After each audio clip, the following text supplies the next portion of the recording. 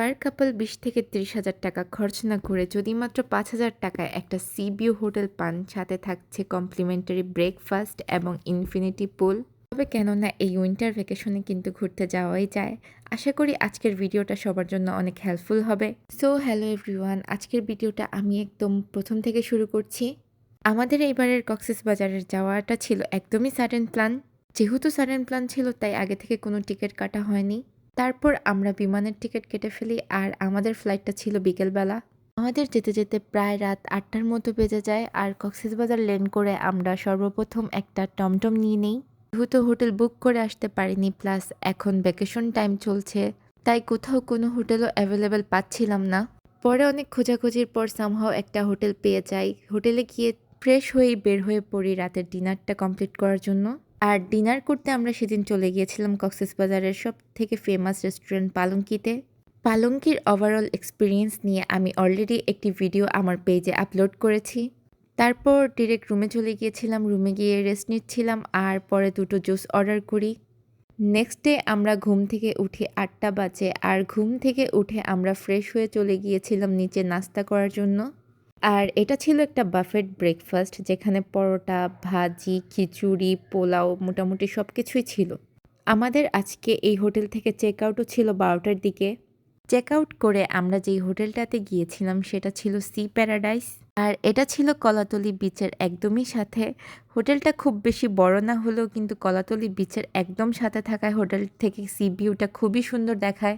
সত্যি বলতে তাদের রুমে ঢোকার পরে এই রুমটা দেখে আমি পুরাই ইমপ্রেস হয়ে যাই। তাদের রুমগুলো ছিল খুবই নিট অ্যান্ড ক্লিন। তারা খুব সুন্দর একটা জায়নামাজও দিয়ে দিয়েছিল আর সাথে ছিল তাদের রেস্টুরেন্টের মেনুও। এছাড়াও তারা একটা সুন্দর ক্যাবিনেট সেট করেছে যেটাতে খুব বেশি স্পেস আছে। আপনারা চাইলে অনেক কিছু রাখতে পারবেন এখানে, যেমন লাগেজ, ব্যাগ অথবা প্রয়োজনীয় যে কোনো কিছু এখানে রাখা যাবে। এরপর ছিল ছোট একটা ফ্রিজ। ওভারঅল বলতে গেলে রুমটা খুবই সুন্দর ডেকোরেশন করা ছিল, একদম সোবার টাইপের। এরপর তাদের ওয়াশরুমটাও ছিল বেশ বড় এবং সুন্দর, প্রয়োজনীয় সব কিছুই দেওয়া ছিল। আর বলতে গেলে হোটেলের সব কিছুই আমার কাছে বেশ ভালো লেগেছে। এবার আমার রুম থেকে সি ভিউটা এখন দেখাবো আপনাদেরকে।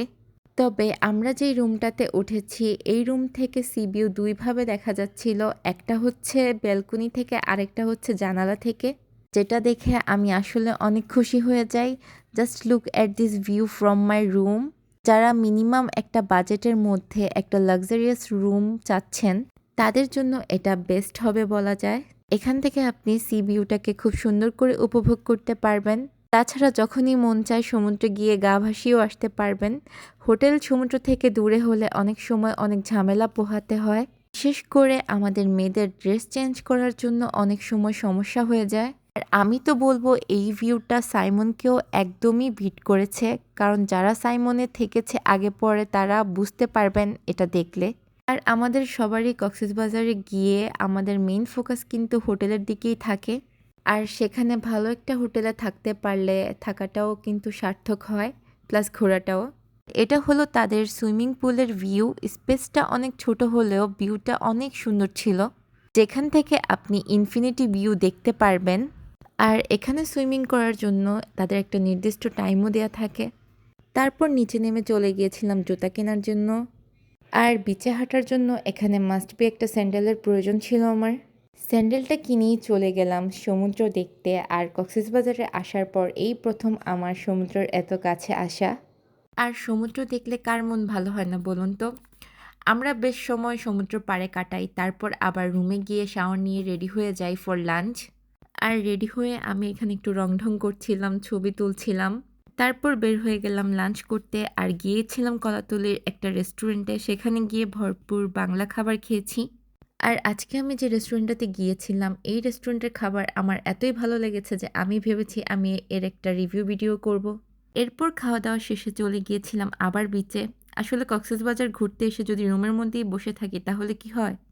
আমি যেই বিচটাতে গিয়েছিলাম সেই বিচটা ছিল কলাতলির বিচ, আর এখানে আমার হাজব্যান্ড আমাকে বেশ কিছু ভিডিও করে দেয়। তারপর আবার হঠাৎ পাশে দেখতে পেলাম সমুদ্রে জাল টানছে, আর এটা দেখে তো আমি অনেক এক্সাইটেড হয়ে যাই। তবে জালে কী মাছ ওঠে সেটা দেখার জন্য আরও বেশি এক্সাইটেড ছিলাম আমি। সত্যি বলতে এমন কিছু এই প্রথমবার আমি কক্সবাজারে এক্সপিরিয়েন্স করি। আগে যতবার এসেছি কখনো এভাবে জাল টানতে দেখিনি। আর আমার মতো এখানে অনেকেই দাঁড়িয়ে ওয়েট করছিল কি মাছ ওঠে সেটা দেখার জন্য। সো ফাইনালি তারা দেখায় আমাদেরকে কি মাছ উঠেছে। তারপর সন্ধ্যার দিকে রুমে এসে ফ্রেশ হয়ে বের হয়ে গেছিলাম সুগন্ধা বিচে। আর সেখানে অনেক সি-ফুড থাকলেও এইবার আমি কোনো সি-ফুড ট্রাই করিনি। ছাড়া সি-ফুড নিলেই প্রতিবার কোনো না কোনোভাবে আমি ধরা খেয়েছি।